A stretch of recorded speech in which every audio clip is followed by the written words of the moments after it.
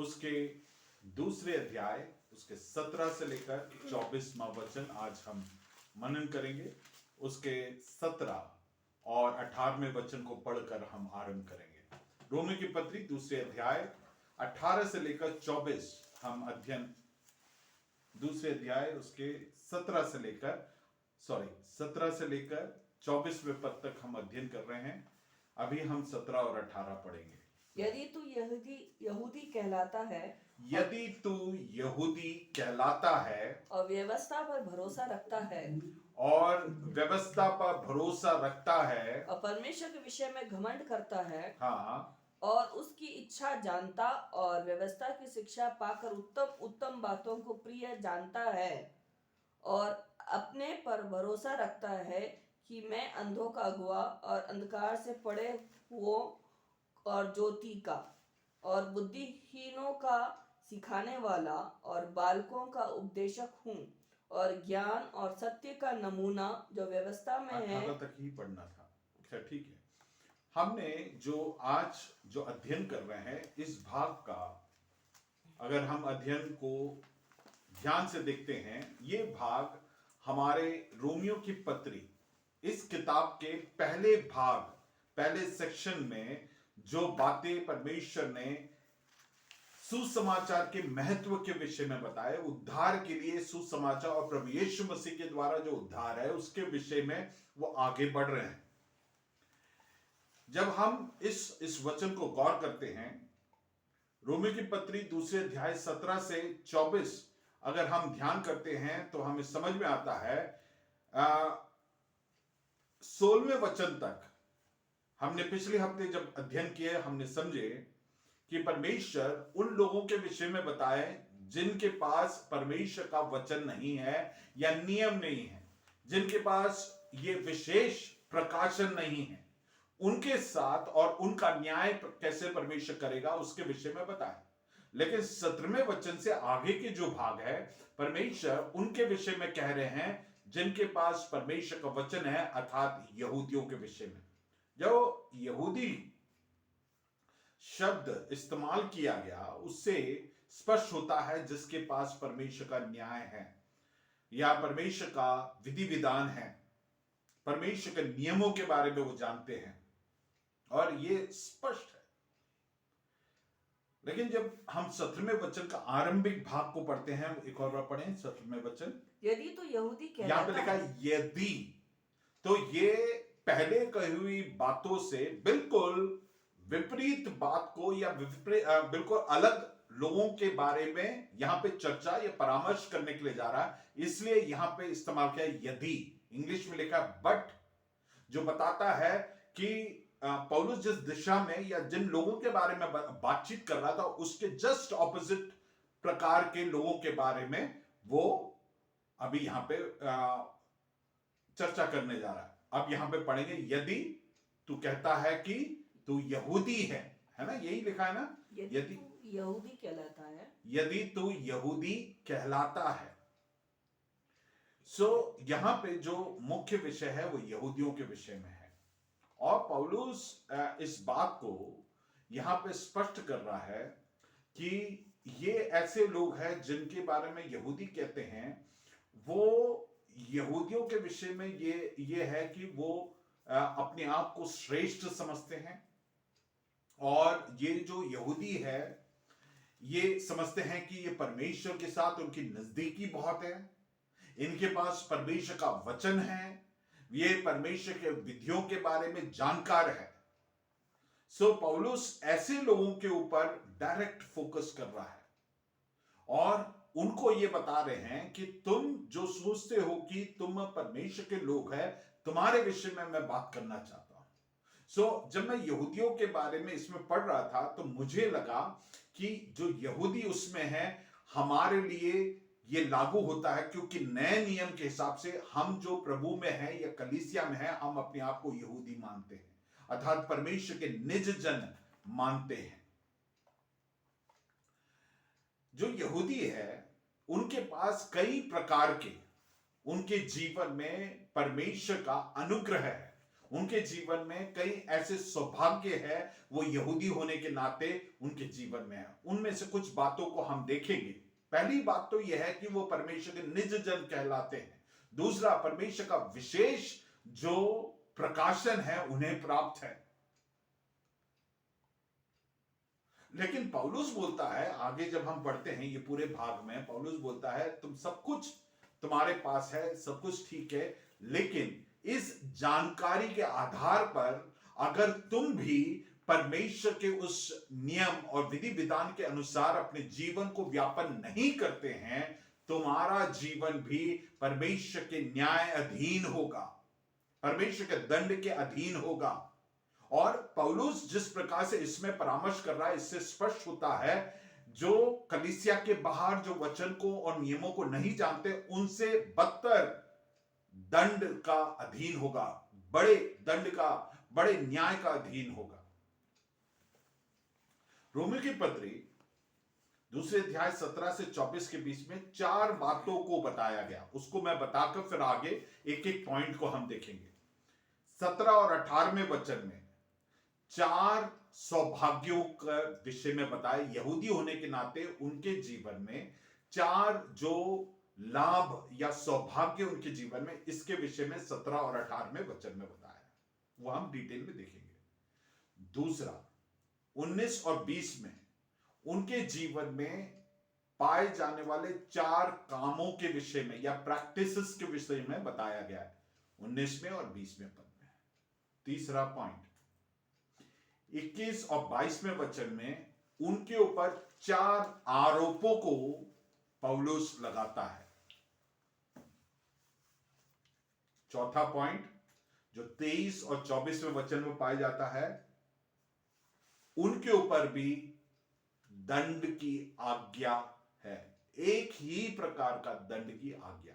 अर्थात जो प्रभु के वचन को नहीं जानते हैं, जो जानते हैं, सभी परमेश्वर के न्याय के सिंहासन के सामने खड़े हो।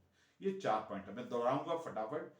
17 और 18 में 4 सौभाग्य या लाभ के विषय में बताया है। 19 और 20 में 4 उनके काम या क्रियाओं के विषय में बताया है।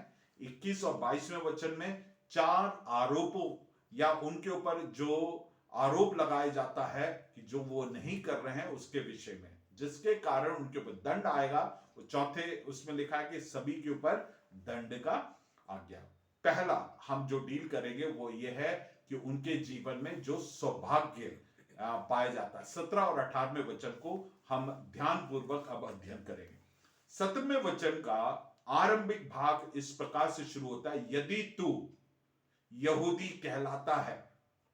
इसमें अगर आप ध्यान से पढ़ते हैं, पौलुस उनका एक तरीके से मजाक उड़ाते हुए बोल रहा है। But if you call your self ए जू, इंग्लिश में बिल्कुल स्पष्ट है, अगर तुम अपने आप को यहूदी बोलते हो, फिर वो आगे की बातों को करता है। सो पौलुस उनको बोल रहा है कि तुम्हारे जीवन में एक बात समझो कि ऊपर कही हुई जो अन्य जातियों के विषय में मैंने बताया, उन लोगों को जो बातें बताया उनके विषय में, उनके ऊपर जो दंड आएगा उनके विषय में बताने के बाद अब ये मत सोचना कि तुम यहूदी होने के नाते तुम अपने आप को यहूदी बुलाते हो, तुम दंड से बच सकते हो। और फिर आगे की बातों को उनको बता रहा है। और अगर आप ड्रामा कभी देखे हैं तो फोकस लाइट होता है, जो मुख्य किरदार जब आता है कुछ बोलता है उसके ऊपर फोकस लाइट आता है। पहले 16वें पद तक फोकस लाइट अन्य जातियों के ऊपर था, अब पौलुस अपने फोकस लाइट को हटाकर यहूदियों के ऊपर है। आज के परिप्रेक्ष्य में बोले तो हमारे विषय में है, जो कलीसिया के अंदर है। जो यहूदी है इनकी एक विशेषता है मेरे प्रियो, ये अपने आप को यहूदी कहलाने में बड़ा घमंड करते हैं, क्योंकि इनके पास, जैसे मैंने बताया, वचन है, परमेश्वर का प्रकाशन है। उनको लगता है कि वो परमेश्वर के निज जन है, ये दूसरों से अलग है, विशेष है करके इनको लगता है। दुनिया के कोई और लोगों के तुलना में ये परमेश्वर के नजर में और लोगों के नजर में ये विशेष है करके लगता है। और चूंकि ऐसे हैं, ये इन बातों को लेकर अपने आप को बेहतर समझते हैं और उस पर घमंड करते हैं, उसके बारे में दूसरों के सामने वो पोस्ट करते हैं, क्योंकि ये सब उनके जीवन में परमेश्वर ने ये सौभाग्य दिया, अतिरिक्त लाभ को दिया है। और पौलुस इसलिए उन्हें ये याद दिलाते हुए या मजाक उड़ाते हुए बोलता है, यदि तुम अपने आप को यहूदी कहते हो, अगर वे वास्तविकता में यहूदी होने के नाते उनका जीवन शैली होता, तो पौलुस ऐसे नहीं बोलता, वो बोलता तुम यहूदी हो इसलिए नहीं, यदि तुम अपने आप को यहूदी कहते हो, इसलिए बोल रहा है, वो टंच कस रहा है और कह रहा है कि तुम्हारे जीवन में अगर तुम कहते हो कि तुम यहूदी है, इसी प्रकार से हम भी अपने जीवनों को दे, यदि तुम कहते हो कि तुम विश्वासी हो, और आगे कहने वाले बातों को बड़े गौर से देखे कि कहीं हम भी इस भ्रम में तो नहीं है कि हम विश्वासी है और हम ये सोच रहे हैं कि परमेश्वर हमारा न्याय नहीं करेगा। क्यों पौलुस ऐसे बोल रहा है? क्योंकि वो यहूदी अपने आप को कहते हैं, लेकिन हृदय के सच्चाई, उनके जीवन के हृदय रूपी सच्चाई यह है कि वो कोसों दूर है, परमेश्वर के इच्छा के विरुद्ध में चलने वाले लोग हैं। उन्होंने अपने सर्कमसिशन किए हैं, ये तमाम चीजें हैं, लेकिन उनके हृदय वास्तविकता में सर्कमसिशन को नहीं किए हैं। व्हाट इज सर्कमसिशन इन हिंदी में? थोड़ा सा भूल रहा हूं। खतना। उनका बाहरी तौर से तो वो यहूदी है, खतना एक पहचान है कि वो यहूदी है या नहीं है, लेकिन उनका परमेश्वर के वचन में कुरिन्थियों में जब पढ़ते हैं, वहां पे लिखा है उनका हृदय का खतना नहीं हुआ है। परमेश्वर बाहरी चीजों को देखने के बजाय हमारे जीवन को देखना चाहता है। परमेश्वर चाहता है कि हमारे जीवनों में अंदर से फर्क आए, और इसके विषय में हम अगले हफ्ते देखेंगे। 28 और 29 में वचन में खतने के विषय में भी बोला गया है।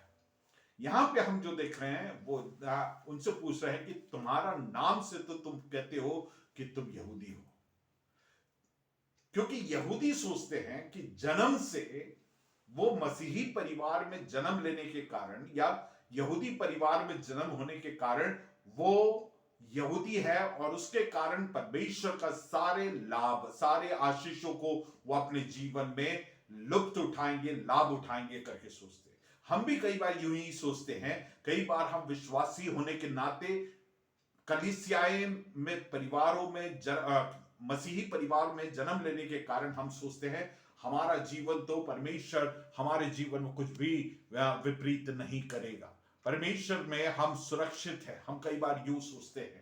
इन बातों को हम समझे कि हम इस गलत फहमी में ना रहे, है ना। 17वें वचन को पढ़े हम।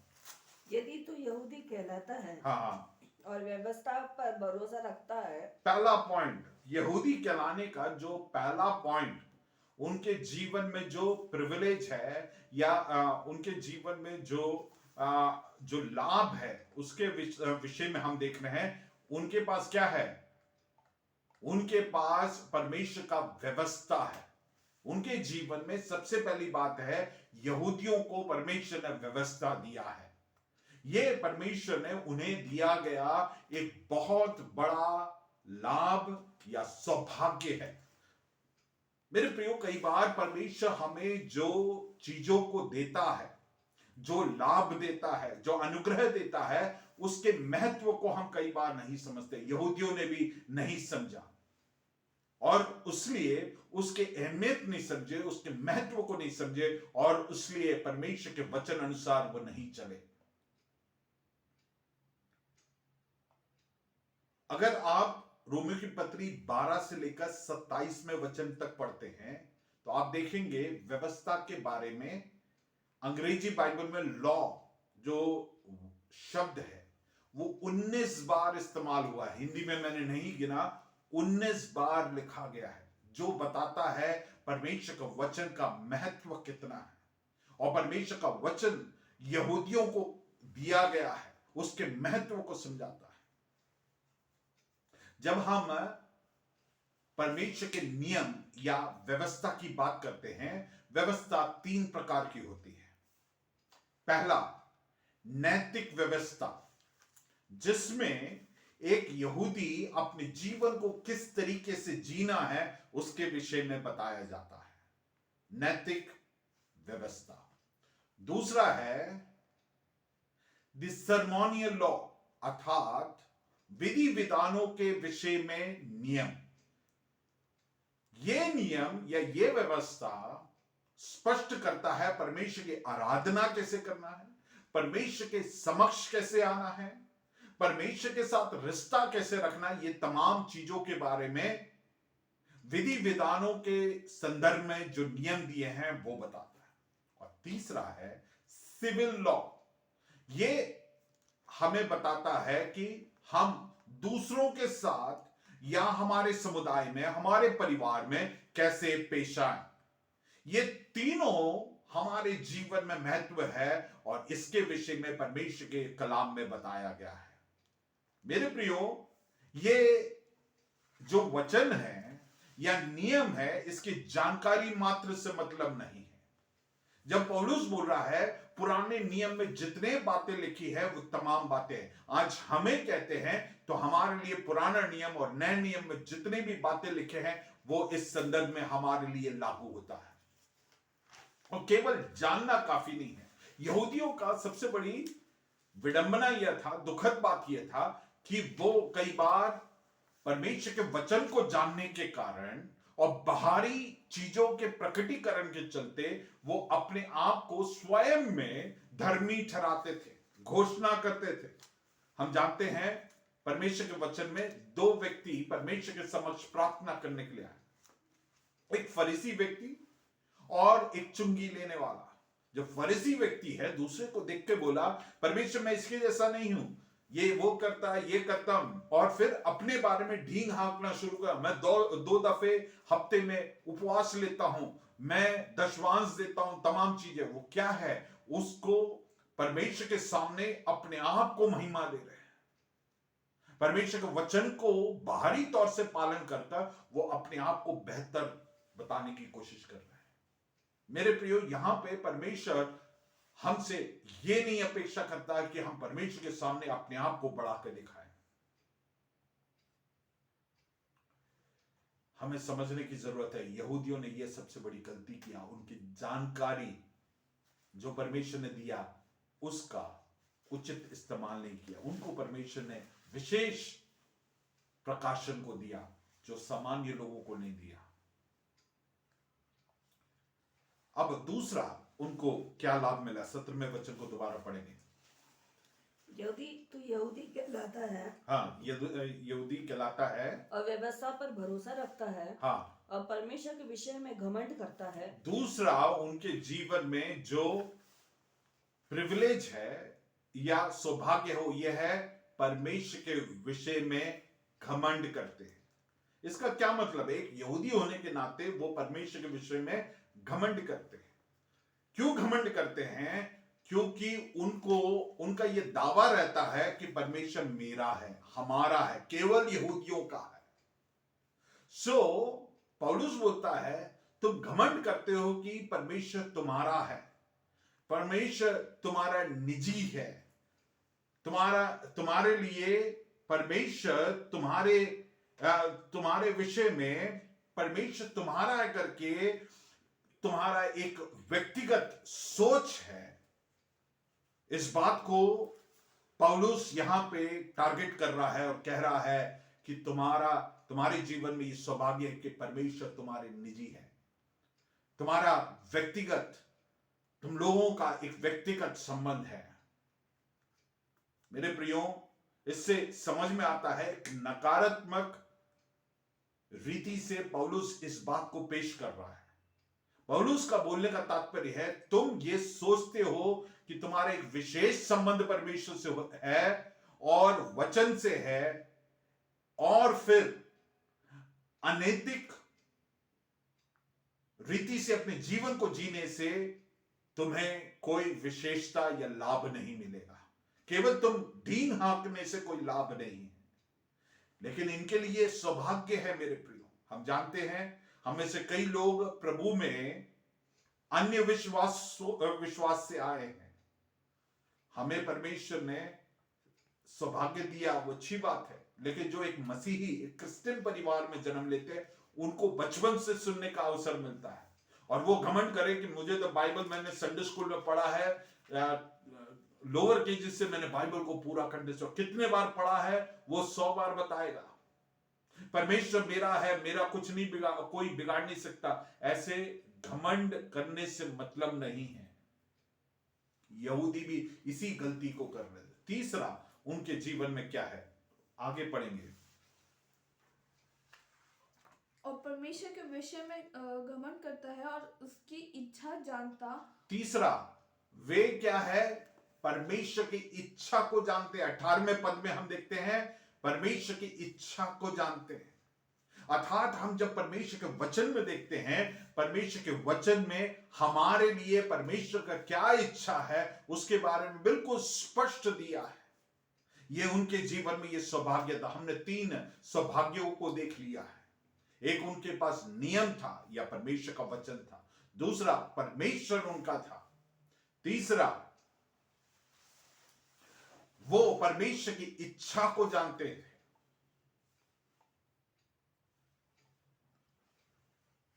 लेकिन इसके बावजूद वो मात्र इस बात में सैटिस्फाइड थे, संतुष्ट थे कि वो परमेश्वर की इच्छा को जानते हैं।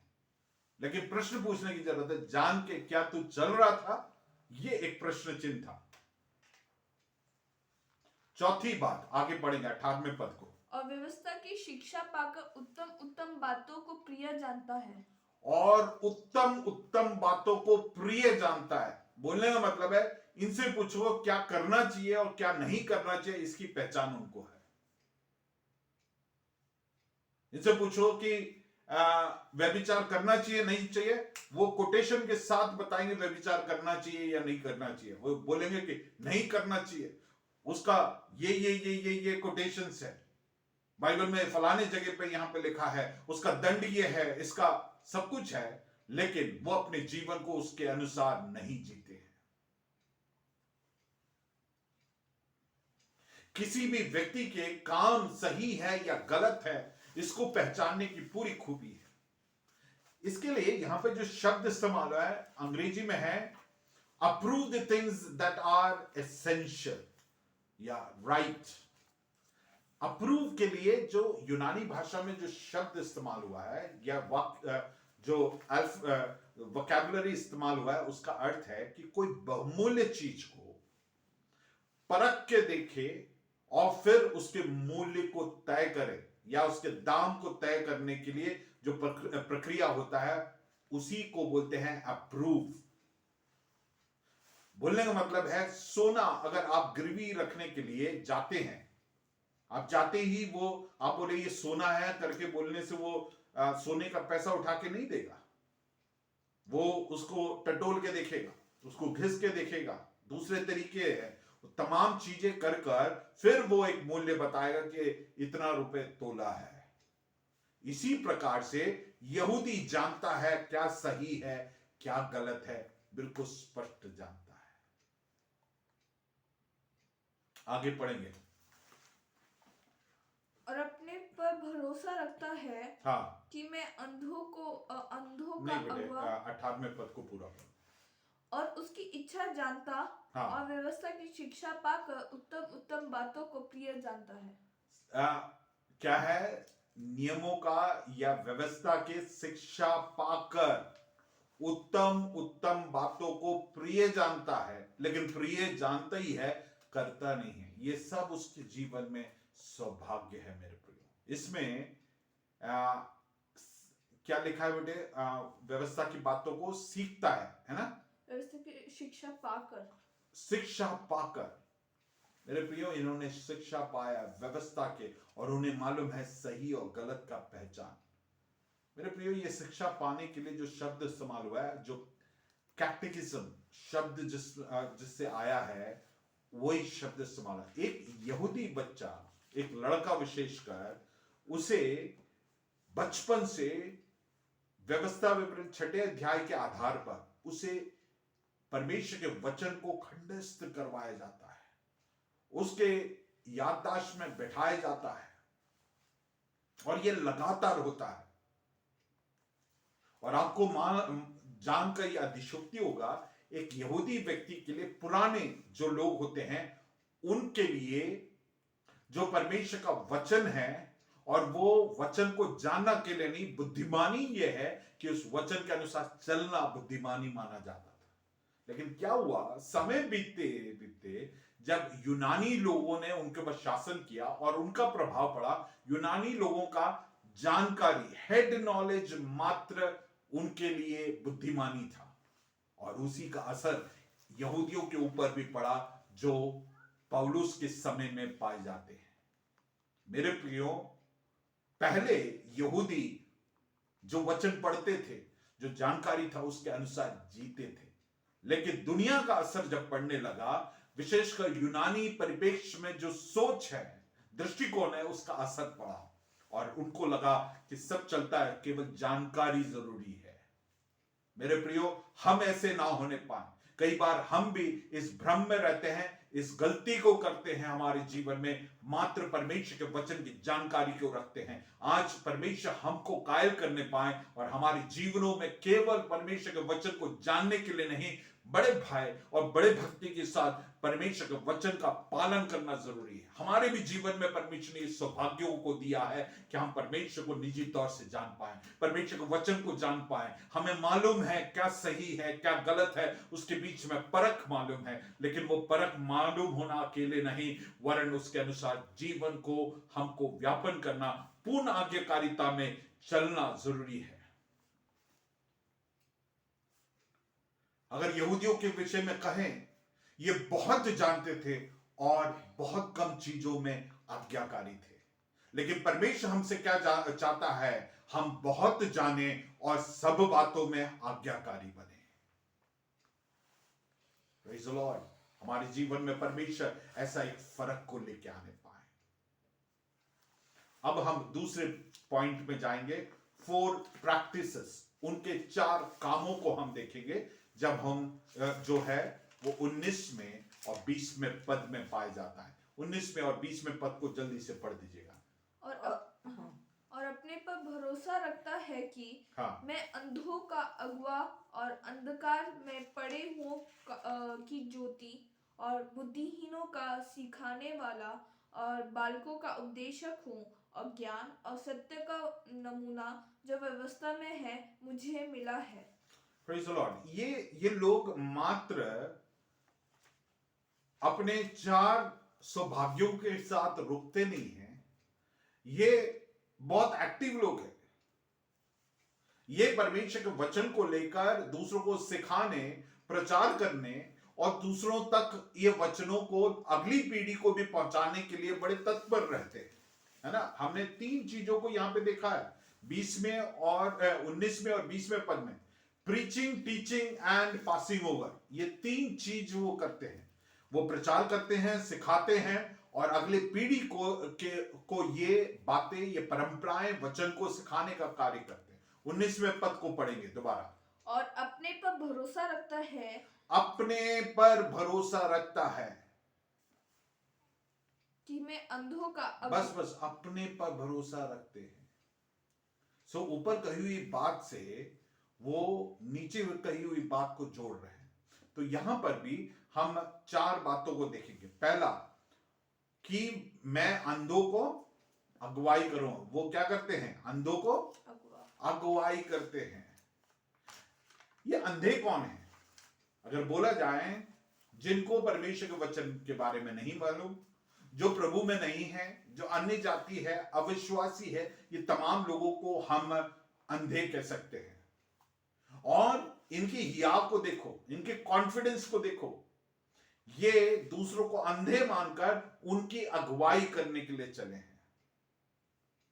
ये धर्म के मामले में, मैं नहीं बोलूंगा कि धार्मिक है, रिलीजियसली वाइज लोग हैं।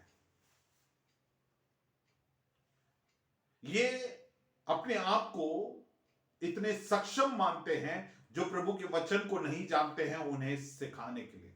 क्या परमेश्वर का वचन सिखाना गलत है क्या? नहीं है। तो फिर पौलुस क्या कह रहा है कि ये ऐसे लोग हैं जो मात्र सिखाते हैं और अपेक्षा करते हैं कि जो सुन रहे हैं वो प्रभु के वचन के अनुसार चले, वरन पर खुद नहीं चलेंगे। और परमेश्वर का दास पौलुस बोलता है ऐसे काम नहीं चलेगा। समझ रहे मेरी बात को? वो जो प्रचार करते हैं आप सब उस वचन को मानो, मैं नहीं मानूंगा, या फिर ऐसे कहते नहीं है लेकिन वो पाखंडी जीवन को अपने जीवन में जीते हैं। आपको बताएंगे कि अंधा है तो आपको किस वचन के अनुसार चलना है, लेकिन वो परमेश्वर के वचन के प्रति पूर्णता विश्वासघाती तरीके से अपने जीवन को जीते हैं। आगे बढ़ेंगे।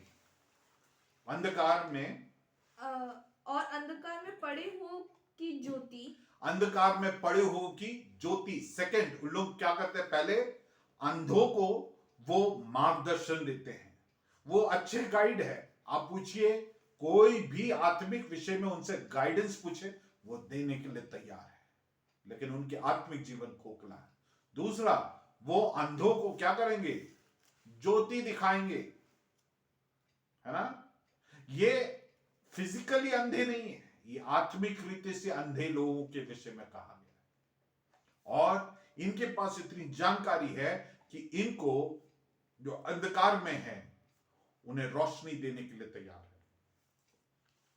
है। यशायाह नबी की किताब 46 में 42 में पद अध्याय उसके 6 पद में, यशायाह नबी 42 उसके 6 में भी ऐसे लिखा है, तुमको परमेश्वर ने इसलिए चुना है, हमें परमेश्वर ने इसलिए चुना है ताकि हम दुनिया के लोगों के लिए, नेशंस के लिए लाइट बने।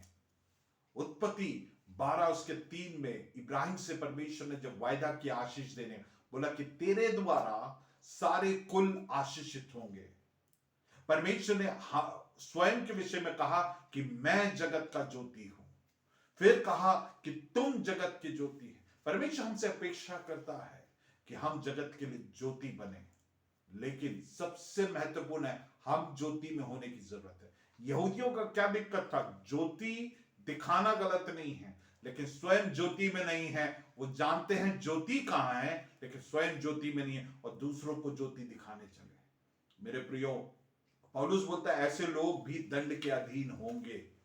हम ऐसे गलती ना करें। इनके काम ऐसा है कि दूसरों के लिए गाइड बन रहे हैं। दूसरा क्या है? वो दूसरों को ज्योति दिखा रहे हैं। तीसरा है, आगे बढ़े बेटे, और 20वां पद, और बुद्धिहीनों का सिखाने वाला। बुद्धिहीनों को सिखाने वाला।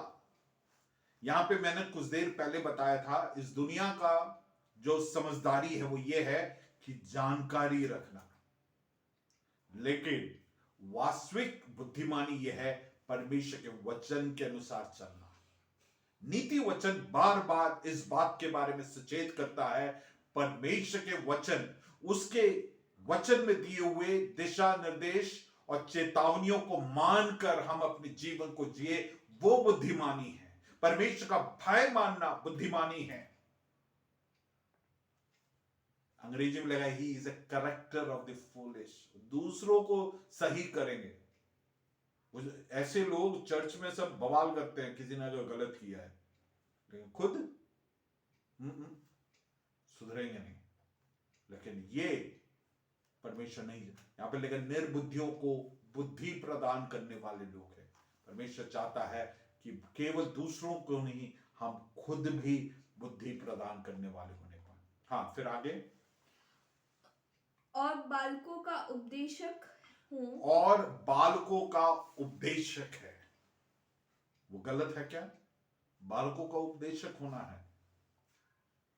है ना? व्यवस्था विवरण 6 अध्याय उसके 4 वचन, और व्यवस्था विवरण 6 उसका 6 और 7 हम अगर पढ़ते हैं, वहां पर बिल्कुल स्पष्ट दिया है कि एक नियम है परमेश्वर की ओर से कि हम अपने बच्चों को, अपने संतानों को उठते बैठते परमेश्वर के वचन से उन्हें सिखाएं।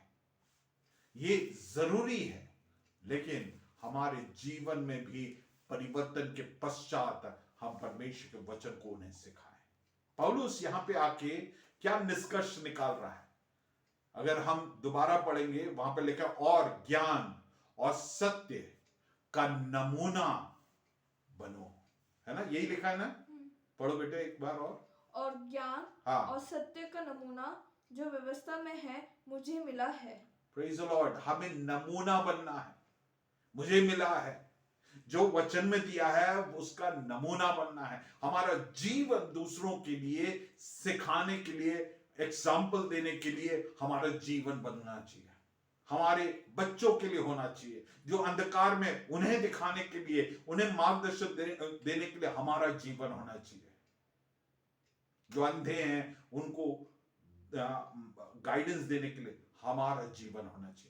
जो अंधकार में है, आत्मिक रीति से अंधकार में, उन्हें ज्योति देने के लिए हमारा जीवन होना चाहिए।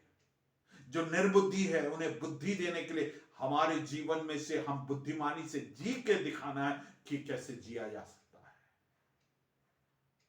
जो इमेच्योर है, बच्चे, इमेच्योर से तात्पर्य है हमें समझने की जरूरत है। हमें जो बच्चे या फिर नए विश्वासी हैं, दोनों के लिए हम मिसाल बनना चाहिए। दोनों इमेच्योर है, बच्चे, नई पीढ़ी और नए विश्वासी, दोनों के लिए हमें परमेश्वर के वचन के ज्ञान में और बुद्धि में हम उनके लिए नमूना बनना है। केवल प्रचार करने वाले नहीं, जीने वाले परमेश्वर चाहते हैं हम बने, अन्यथा हम भी उसी न्याय के अधीन में होंगे करके परमेश्वर का वचन में बताया। सच्चाई में ये चारों बातें यहूदी अपने जीवन में करते थे, लेकिन इसका पालन वे अपने जीवन में नहीं करते थे। एक वचन को हम पढ़ेंगे, मत्ती 23 उसका 15, मैथ्यू चैप्टर 23 वर्स 15 पढ़ेंगे। मत्ती 23 उसका 15। हे कपटियों शास्त्रियों और फरीसियों, तुम पर हाय, तुम एक जन को अपने मत में लाने के लिए सारे जल और थल पर फिरते हो, और जब वह मत में आ जाते हैं तो उसे अपने से दुगना नरक के योग्य बना देते हो। समझ रहे हैं? जब हम किसी को विश्वास में लेके आते हैं और अपने जीवन से नमूना नहीं देख पाते हैं, तब क्या होता है? वो व्यक्ति मसीहत में आने के बाद वो नरक के लिए दुगना योग्य हो जाता है। वो बहुत घातक है मेरे प्रियो। इसलिए पौलुस हमें चिता रहा है, हम जो विश्वासी है हमें चिता रहा है, हम अपने जीवन में जो हम अपने जीवन में अपनाते हैं, जिस वचन के अनुसार हम दूसरों को सिखाना चाहते हैं, उसके अनुसार हम स्वयं चलने वाले लोग होने पाए। मेरे प्रियो, जो पौलुस यहूदियों से कह रहा है, इसी बात पर हमें अपने से कुछ प्रश्नों को पूछने की जरूरत है। क्या मैं परमेश्वर का वचन जानता हूं? क्या मैं परमेश्वर के वचन को दूसरों को सिखाता हूं? लेकिन इन सब में एक महत्वपूर्ण प्रश्न पूछना है, क्या मैं यहूदियों के जैसे मात्र सिखाता हूं और परमेश्वर के वचन के अनुसार नहीं चलता हूं? ऐसा तो नहीं है। Praise the Lord.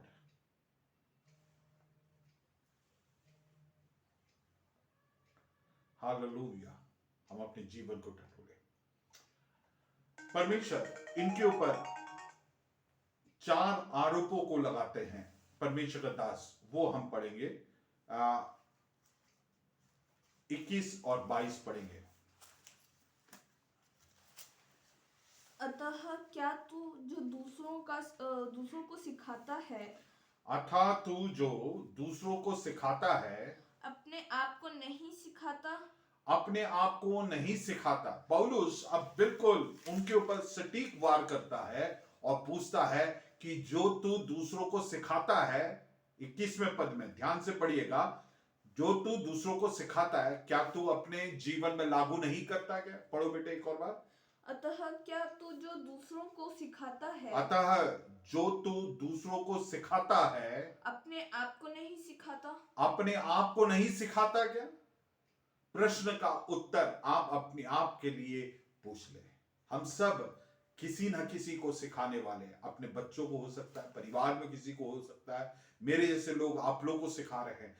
मेरे को और आपको सबको ये प्रश्न पूछना है, क्या तू स्वयं को सिखाता है क्या? जब तक हम स्वयं को नहीं सिखाते हैं या स्वयं को आईना नहीं दिखाएंगे, तब तक हमारे जीवन में सुधार नहीं आएगा। मेरे प्रियो, जो प्रचार करते हैं, दूसरों को सिखाते हैं, वो गलत है करके पौलुस नहीं बोल रहा है। पौलुस का बोलने का मतलब है तुम मात्र सिखाते हो, अपने जीवन में लागू नहीं करते हो।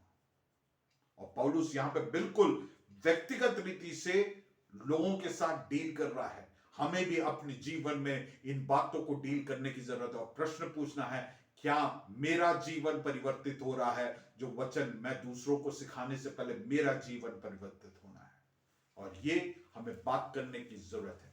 पहला प्रश्न जो आरोप उनको लगा रहा है, तू क्या अपने आप को सिखाता है? क्या तू जो औरों को सिखाता है अपने आप को नहीं सिखाता? ये प्रश्न है। आपके जीवन में क्या उत्तर है? मेरे जीवन में क्या उत्तर है? ये बहुत महत्वपूर्ण है। मेरे प्रियो, यहूदियों का एक बहुत अच्छा खूबी है कि दूसरों को, सबको सही रास्ते में ले चलने वाले लोग हैं। लेकिन पौलुस यहां पे बहुत कठोर शब्दों से कटाक्ष करते हुए बोलता है कि तुम्हारे जीवन में जरूरी है खुद के जीवन को परमेश्वर के रास्ते में लेके आना। खुद के जीवन को पहले संवारने की जरूरत है। मेरे प्रियो, हम सबके जीवन में एक महत्वपूर्ण परिवर्तन आना जरूरी है। क्या हमारे जीवन में ऐसा है क्या? पौलुस, मेरे ख्याल से ये प्रश्न किसी विश्वासी या किसी पास्टर से पूछ ले या एल्डर से पूछ ले, वो बिल्कुल गुस्सा हो जाएगा। पौलुस ऐसे ही लोगों से पूछा। मेरे प्रियो, हमारे अंदर से सारे कपट दूर होने पाए। भजन संहिता 50 उसके 16 से 20 आप लोग नोट कर ले। भजन संहिता 50 16 से 20 आप लोग अध्ययन करना। मैं एक छोटे से भाग को अंग्रेजी में पढ़ूंगा और ट्रांसलेट करूंगा। To the wicked God says, what right have you to tell my statutes. परमेश्वर जो दुष्ट है उससे बोलता है, तेरे पास क्या अधिकार है मेरे वचन को बोलने के लिए? मेरे प्रियो, इस वचन की गंभीरता को समझे कि हम दूसरों को सिखाने से पहले हम धर्मी होने की जरूरत है परमेश्वर के समक्ष, मनुष्यों के समक्ष नहीं। इसलिए हम अपने जीवन का एक ऑडिट करें, हमारे आत्मिक जीवन का एक ऑडिट करें, जिससे वास्तविकता पता चलता है।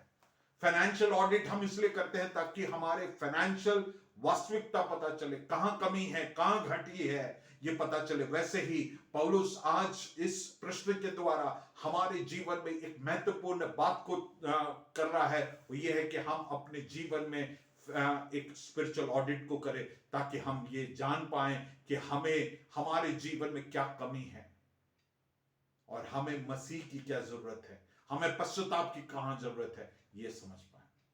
दूसरी बात जो पौलुस 21वें पद में बोलता है, क्या तू जो चोरी ना करने का उपदेश देता है, आप ही चोरी करता है? पौलुस उनको बोलता है कि तू बोलता है कि चोरी नहीं करना, दूसरों को सिखाता है, क्या तू चोरी करता है क्या? मेरे प्रियो, कई बार ये हमें लगता है कि हम गलत नहीं करते हैं, चोरी नहीं करते हैं। यशायाह नबी का किताब 56 उसका 11 वहां पे लिखा है, जो कभी तृप्त नहीं होता, और फिर आगे लिखा है, उन सबों ने अपने अपने लाभ के लिए अपने अपने मार्ग लिया है। हम कई बार अपने लाभ के लिए मार्गों को चयन कर लेते हैं। आमोस का किताब 8 उसका 5 में लिखा है, और छल से डंडी मारे। मतलब जो हम व्यवसाय करते हैं उसमें जो तोलने के लिए जो चीजें हैं उसमें डंडी मारते हैं। आपके पास जो पुराने आमोस का किताब 8 उसका 5, छल का डंडी मारते हैं। हमारे जीवन के हर एक बातों में हम बिल्कुल नैतिकता में स्पष्ट। मुझे नहीं मालूम आप लोग में से कुछ लोग व्यवसाय करते होंगे, लेकिन मसीही होने के नाते हम दूसरों को सिखाते चोरी नहीं करना, हम अन्याय से दूसरों के साथ अन्याय करते हैं, वो चोरी है मेरे प्रिय। मलाकी 3 उसके 8 से 9 में दशवांश के विषय में बताया गया। ये सब अलग अलग प्रकार से हम चोरी कर सकते हैं। अधिक लाभ उठाना वो चोरी है जो उचित नहीं है ना। अपने स्वयं के लाभ के लिए दूसरों को हानि पहुंचाकर लाभ उठाना वो गलत है ना। गलत तराजू का इस्तेमाल करना या बाट का इस्तेमाल करना गलत है ना। दशवांश की चोरी करना वो गलत है ना। अब आगे पढ़ेंगे, 22वें पद को पढ़ेंगे। तू जो कहता है हाँ, व्यभिचार ना करना, तू जो कहता है व्यभिचार ना करना, क्या आप ही करता है? आप ही करता है। दूसरी एक और बात यहां पे कहते हैं व्यभिचार ना करने के विषय में। मेरे प्रियो, ये जब पौलुस लिख रहा था उस समय यहूदियों के बीच में एक विशेष कार्य होता था। वे अपने पत्नियों को तलाक देकर उनको जिनके ऊपर मोह रहता है या जिसके प्रति वो आकर्षित होते हैं उससे ब्याह करते हैं। यहूदियों के बीच में ये पौलुस बोलता है ये पाप है। और हम जानते हैं मत्ती 5 उसके 28 में स्पष्ट दिया, एक स्त्री के विषय में हम मन में गलत सोच लेते व्यभिचार कर लिया है। और पौलुस बोलता है तुम दूसरों को सिखाते हो कि व्यभिचार नहीं करना, स्वयं व्यभिचार करते हो, गलत है।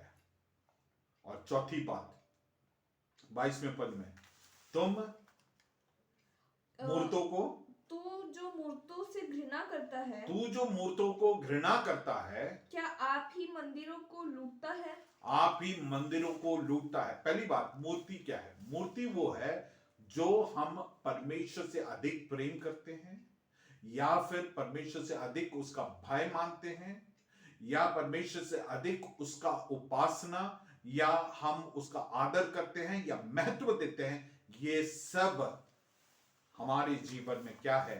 मूर्ति है।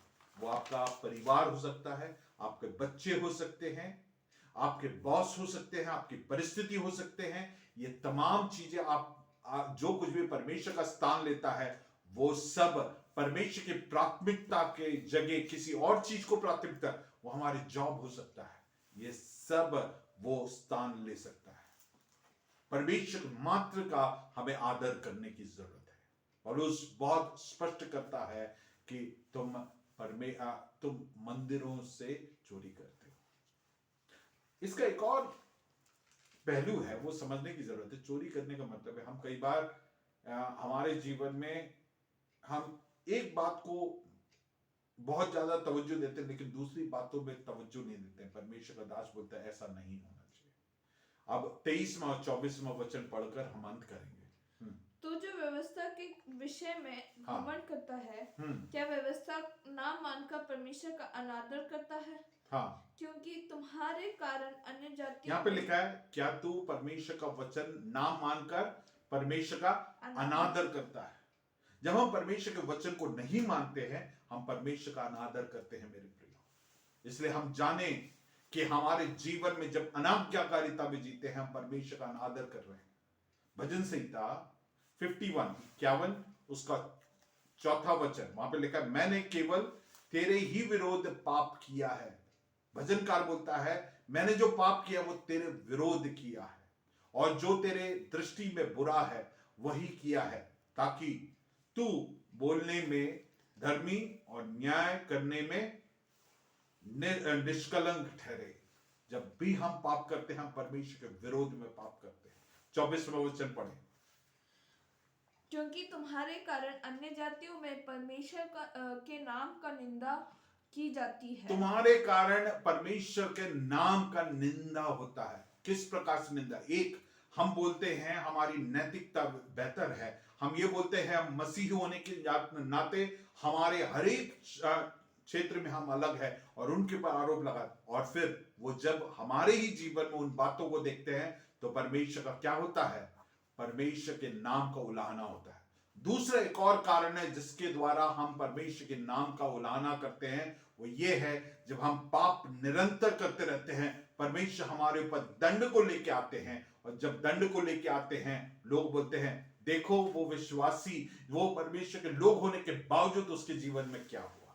और उससे भी परमेश्वर के नाम को का नाम धराई होता है। हम पढ़ेंगे एजेकिएल का किताब 36 उसका 17 से लेकर 20वें पद को पढ़कर हम समझ लेंगे। हाँ, तब उन्होंने मेरे पवित्र नाम को अपवित्र ठहराया, क्योंकि लोगों ने उनके विषय में यह कहा कि ये यहोवा के प्रजा है। आप जब 17 से पढ़ेंगे तब समझ में आएंगे परमेश्वर का दंड यहूदियों के ऊपर आया, और उसके विषय में वहां के जो स्थानीय लोग हैं बाबुल के, वो कहते हैं कि ये यहोवा के निज प्रजा है और परमेश्वर का नाम अपवित्र हुआ।